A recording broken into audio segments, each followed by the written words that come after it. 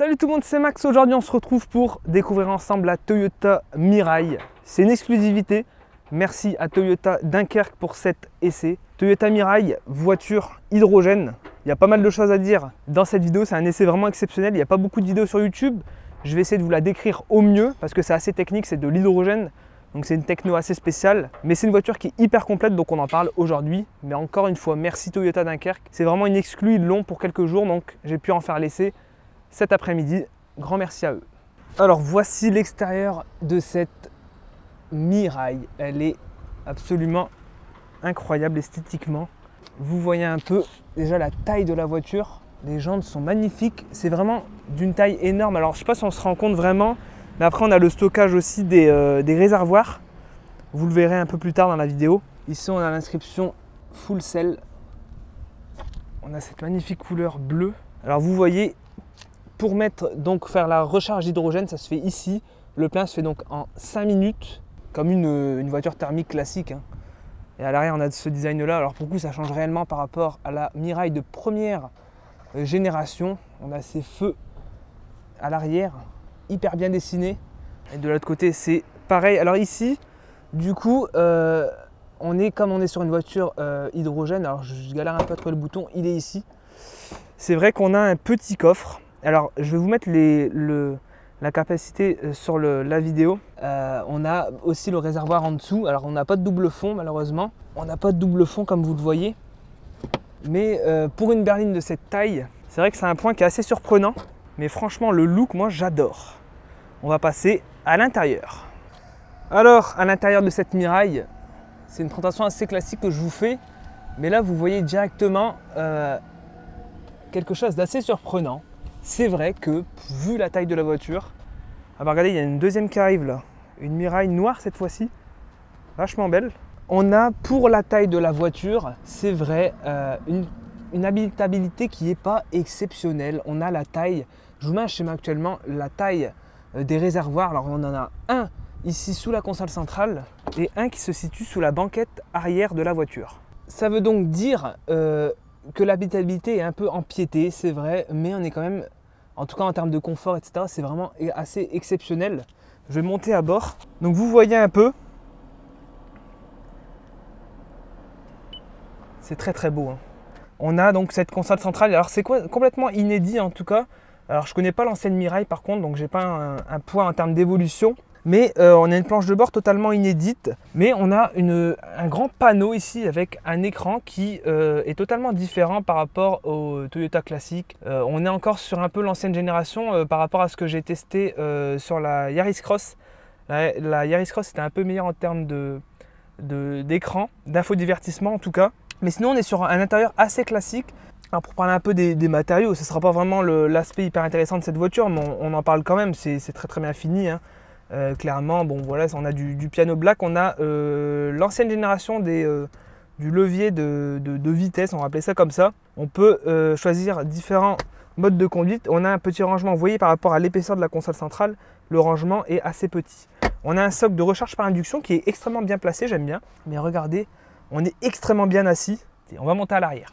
On y est, on monte à l'arrière de cette Toyota Mirai. On a donc ici une partie qui peut se baisser, hein, bien entendu, avec un petit rangement, c'est assez bien fait. Toujours, bon voilà, on est clairement sur un tunnel de transmission, enfin pas de transmission du coup qui est un réservoir, un tunnel de servitude. Alors c'est assez bien fait, on a 2 ports USB pour les passagers, on aura peut-être une orientation un peu typée taxi pour la route.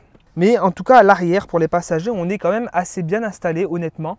Bon, on n'a pas, je suis pas très grand, hein, je mesure 1m73 donc ça va.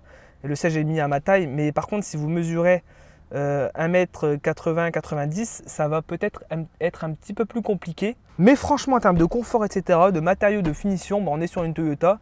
C'est très très bien fait, honnêtement. Vous voyez les contreportes. Ça sera surtout sur la conduite que ça va être intéressant d'en parler de cette Toyota Mirai.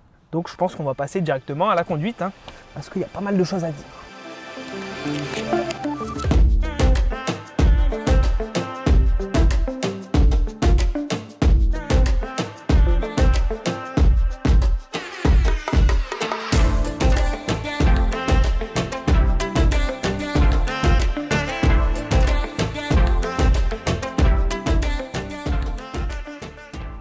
Alors donc c'est parti pour l'essai. On se met en drive, les portes se verrouillent et là je peux directement avancer. Ça se conduit vraiment de manière très classique. Je vais mettre la clim parce qu'il fait assez chaud. Alors on a une voiture qui est quand même assez large, donc il faut faire attention. Alors ça va pas être un essai qui va être hyper long. Comme je vous dis, je vais faire un peu le tour juste du quartier pour voir ce que ça donne. Mais déjà, ce que je peux vous dire, c'est en termes de confort, sur les premiers mètres là, c'est à basse allure. C'est extrêmement confortable. Donc vous voyez, on a un schéma ici qui montre un peu les différents transferts d'énergie. Donc entre les réservoirs à hydrogène, la petite batterie, etc.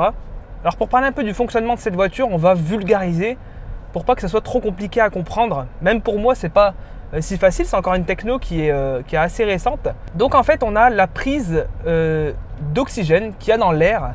La prise d'oxygène se fait à l'avant de la voiture. Cet oxygène est mélangé à l'hydrogène qui est contenu dans les réservoirs qui se situent donc, dans la voiture. Donc dans les réservoirs, on stocke l'hydrogène. Alors quand on fait la recharge de la voiture, en fait, on recharge l'hydrogène qui est contenu dans les réservoirs. Donc l'oxygène se mélange à l'hydrogène, ça crée une réaction qui crée donc de l'électricité. Et cette électricité sert à faire fonctionner le moteur électrique de la voiture et le surplus d'énergie part dans une petite batterie au lithium. Ça fonctionne globalement comme une voiture hybride classique, mais à l'usage en tout cas, ça fonctionne comme une électrique, hein, c'est exactement pareil. Donc on a aussi un mode break, voilà, on a un mode break qui fonctionne bien. Toyota mise vraiment énormément sur la technologie hydrogène. C'est une technologie qui est discutable. Clairement, si on fabrique l'hydrogène justement avec des centrales notamment à charbon, c'est là que c'est pas très intéressant. Par contre, s'il est fabriqué via des énergies qui sont soit propres, soit renouvelables, là on a une techno qui est beaucoup plus intéressante. Donc Toyota mise dessus. C'est vrai que c'est l'une des marques avec Hyundai qui investit pas mal sur cette techno. La Mirai de deuxième génération en est donc le produit fini de cette techno. Mais franchement, le confort de cette voiture a été hyper bien travaillé. On a quelque chose de très sérieux, même la direction, etc. Comment ça marche la consommation de cette voiture? Forcément, on n'est pas en litres au 100 parce qu'il n'y a pas de carburant à mettre à l'intérieur. On n'est pas non plus en kilowattheure au 100 km puisque ce n'est pas une voiture à batterie. Donc comment ça marche? Ça marche en kilos au 100 km. Alors c'est une unité de mesure forcément où on n'est pas très habitué. Donc là sur l'écran d'instrumentation, j'ai une indication qui est 1,8 en consommation instantanée en tout cas. 1,811, ça oscille, kilos au 100 km. Sachant qu'on peut mettre à l'intérieur de cette Mirai de tête 5 kg d'hydrogène. Ce qui vous donne une autonomie annoncée par Toyota en WLTP à 650 km. Donc en réalité, à mon avis, on doit être quand même à peut-être 550 ou voire 600. Donc là, on se rapproche un peu, voire même on égale la techno d'une voiture électrique. Donc ce qui est peut-être intéressant. Par contre, ce qui est intéressant, c'est le plein qui se fait en 5 minutes si vous avez une station. Parce que pour l'instant, entre guillemets, c'est le petit souci qu'on a, c'est qu'il n'y a pas de station à tous les coins de rue. En France, vous voyez actuellement avec la carte que je vous affiche, on a un nombre de stations qui est très limité et dans le coin où je fais cet essai, il n'y en a pas du tout. Là, on m'annonce 470 km d'autonomie. Donc c'est pour ça que je ne fais pas un grand tour, hein. Je ne vais pas leur vider, leur autonomie. En termes de tarifs, on n'est pas à un prix si déconnant que ça, honnêtement. Cette voiture coûte à partir de 64 000 €, il me semble. Et dans cette version-là, qui est une version haut de gamme, on est à 74 000 € si je dis pas de bêtises. Alors certes, c'est destiné à un public, elle est disponible en vente, hein. Vous pouvez vous acheter une Toyota Mirai directement. Tout le monde ne va pas acheter ce véhicule comme ça. Parce qu'il y a quand même quelques petites contraintes. Je vous ai dit la recharge, etc. Mais on a aussi l'entretien. Il faut que l'entretien se fasse par des techniciens habilités hydrogène, hein. Donc vous ne pouvez pas faire l'entretien à la concession à côté de chez vous. Alors on a en termes de puissance, il me semble 190 chevaux et 300 Nm de couple. Donc ce qui n'est pas gigantesque, hein. Il y a largement assez. Vous voyez, si j'accélère, on est quand même... Voilà, ça marche très bien, il n'y a pas de souci. Comme une voiture électrique, franchement, elle est d'un confort. Franchement, c'est l'une des voitures les plus confortables que j'ai essayé. Alors la voiture sera un peu plus efficiente aussi, tout comme une voiture électrique, sera un peu plus efficiente quand même en ville où la consommation baissera un peu plus. Sur autoroute, ça va augmenter beaucoup plus rapidement forcément. Et c'est pareil, c'est une technologie qui peut avoir de l'avenir. À voir ce que ça donnera, hein. Seul le temps nous le dira. Mais en tout cas, pour une première voiture hydrogène que je teste, vous voyez là, le ralentisseur, je ne l'ai même pas senti, hein. C'est incroyable. Là, c'est une réaction vraiment à chaud. J'ai rien préparé, ça s'est fait sur le fait. Alors, je vous invite aussi à me dire ce que vous en pensez de cette Toyota Mirai dans les commentaires, parce que honnêtement, si on met les a priori de côté, parce qu'il y en a, je vous invite à mettre aussi ça de côté et à essayer de découvrir la voiture si vous en voyez une en concession. Si on met tout ça de côté, c'est une voiture qui est géniale. Franchement, elle est géniale. Pour une Toyota, c'est rare qu'on ait ça. Chez Toyota, on est habitué avec l'hybridation à avoir un bruit de moteur. Vous l'avez vu dans mon essai de la Yaris Cross. Un bruit de moteur qui est peut-être assez prononcé, c'est vrai. Mais là, pour une voiture comme celle-ci, on n'est vraiment pas habitué à un niveau de silence. Je me répète, mais un niveau de silence comme celui-ci. Alors là, c'est un essai, c'est le tour du pâté de maison, donc on n'a pas un réel cas d'utilisation forcément. À l'utilisation, après avec les recharges, etc., ça serait intéressant de voir, mais c'est déjà pour une mise en bouche de la voiture, je suis vraiment extrêmement surpris, hein.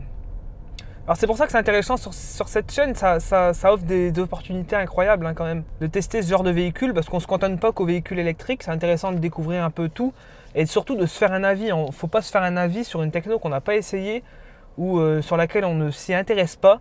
Là, je m'intéresse à cette techno. Vous savez, je suis un grand fan d'électrique, notamment de Tesla, donc c'est pour ça que c'est intéressant de voir aussi. C'est une première Toyota électrique, hein, parce que la techno reste la même, c'est une voiture électrique.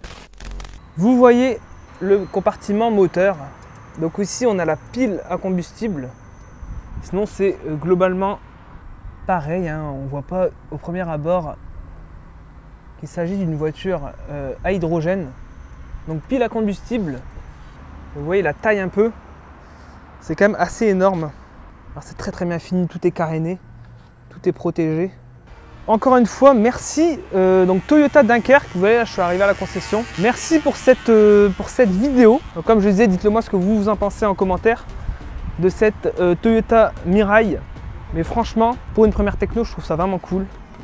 J'espère que cette vidéo vous a plu. C'était Max BLD et je vous dis à la prochaine. Salut!